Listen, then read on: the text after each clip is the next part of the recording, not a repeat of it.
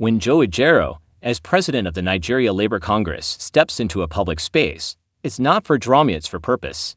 His labor events, from nationwide protests to press briefings and strike mobilizations, have become defining moments in Nigeria's fight for economic justice and dignity for the working class. One of the most notable moments came early in 2025, when the telecom regulator approved a staggering 50% increase in mobile tariffs. Ajaero quickly condemned the move as grossly insensitive and called on workers nationwide to protest with a promise: suspend services, strike, and force the debate if dialogue wasn't opened.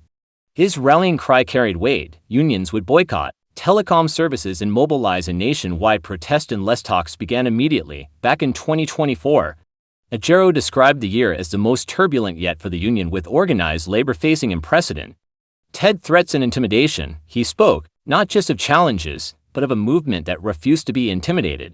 His message was clear: attempts to weaken the union would only make it stronger and more determined to deliver for Nigerian workers. During a volatile showdown with security agencies, Ajaero honored an invitation to appear at the police headquarters, a move the NLC treated as a direct attack on the entire labor movement. The union issued an ultimatum: if Ajaero was detained, a nationwide indefinite strike would begin at midnight. The call was unambiguous: protect our leader, or confront the power of millions of Nigerian workers. The biggest moment in labor activism came during the 2024 general strike.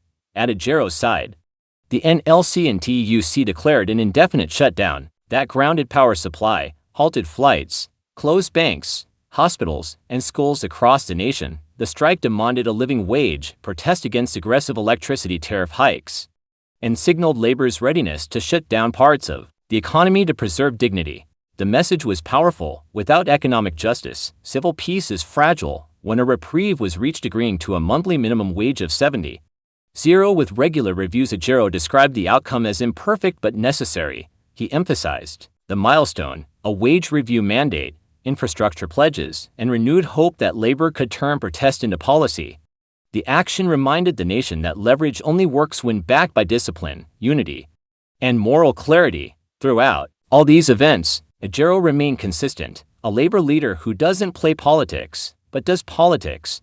He challenged governments and employers to see workers as partners, not adversaries. He warned employers to prioritize welfare even as automation and AI reshape industries. Ajaero's events stand out not for theatrics, but for impact. Whether addressing crowds in state capitals, briefing the press after meetings at Labor House, or walking alongside unions during massive rallies, his message always remains the same: dignity, fairness, and representation for every working Nigerian.